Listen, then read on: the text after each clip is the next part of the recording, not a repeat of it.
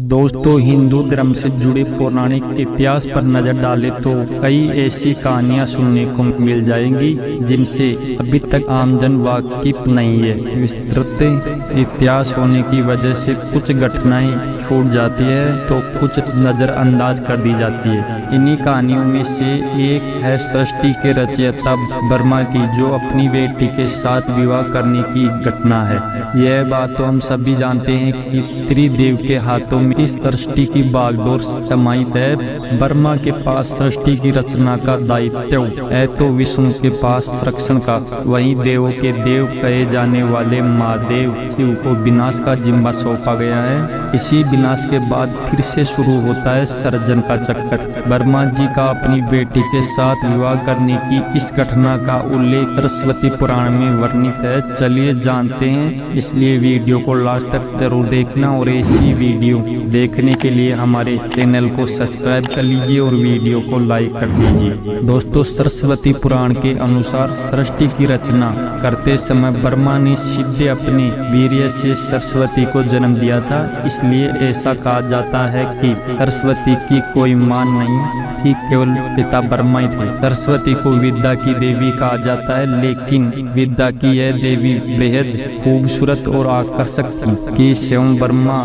जी भी सरस्वती के आकर्षण से खुद को बचा नहीं पाए और उन्हें अपनी अर्धांगिनी बनाने पर विचार करने लगी। सरस्वती ने अपने पिता की इस मनोभावना को भांप कर उनसे बचने के लिए चारों दिशाओं में छिपने का प्रयत्न किया, लेकिन उनका हर प्रयत्न बेकार साबित हुआ। इसलिए विवश होकर उन्हें अपने पिता के साथ विवाह करना पड़ा। ब्रह्मा जी और सरस्वती करीब 100 वर्षों तक एक जंगल में पति पत्नी की तरह रहे और इन दोनों का एक पुत्र भी हुआ जिसका नाम रखा गया था मन्नु। दोस्तों, इसके उल्ट मत्स्य पुराण के अनुसार ब्रह्मा जी के 5 सिर थे। कहा जाता है कि जब ब्रह्मा जी ने सृष्टि की रचना की तो वह इस समस्त ब्रह्मांड में अकेले थे। ऐसे में उन्होंने अपने मुख से सरस्वती शानदेह ब्राई को उत्पन्न किया और ब्रह्मा जी अपनी बनाई हुई रचना सरस्वती के प्रति आकर्षित होने लगे और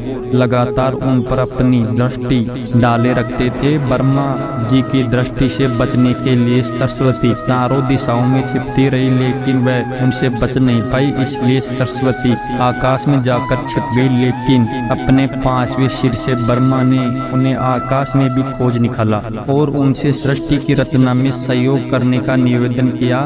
सरस्वती से विवाह करने के पश्चात सर्वप्रथम मन्नु का जन्म हुआ। ब्रह्मा जी और सरस्वती की यह संतान मन्नु को पृथ्वी पर जन्म लेने का पहला मानव कहा जाता है। इसके अलावा मन्नु को वेदों, सनातन धर्म और संस्कृत समेत समस्त भाषाओं का जनक भी कहा जाता है। प्रजापति ब्रह्मा का अपनी पुत्री के प्रति आकर्षित होना और उनके साथ संभोग करना अन्य सभी देवताओं की नजर में अपराध था। सभी ने मिलकर पापों का सर्वनाश करने वाले शिव से आग्रह किया कि ब्रह्मा ने अपनी पुत्री के लिए यौना कक्षाएं रखी, जो कि एक बड़ा पाप है। ब्रह्मा जी को उनके किए का फल मिलना ही चाहिए। क्रोध में आकर शिव ने उनके 5वें सिर को धड़ से अलग कर दिया था। शिव पुराण के अनुसार ब्रह्मा के सर्वप्रथम 5 सिर थे, लेकिन जब अपने 5वें मुख से उन्होंने सरस्वती, जो कि उनकी पुत्री थी, उनके साथ संभोग करने के लिए कहा तो क्रोधवश सरस्वती ने उनसे कहा कि तुम्हारा यह मुंह हमेशा अपवित्र बातें ही करता है, जिसकी वजह से आप भी विपरीत सोचते हैं। इस घटना के बाद एक बार भगवान शिव अपनी अर्धांगिनी पार्वती को ढूंढते हुए ब्रह्मा के पास पहुँचे तो 5वें सिर को छोड़कर उनके अन्य सभी मुखों ने अपना अभिवादन किया, जबकि 5वें मुख ने अमंगल आवाजें निकालना शुरू कर दी।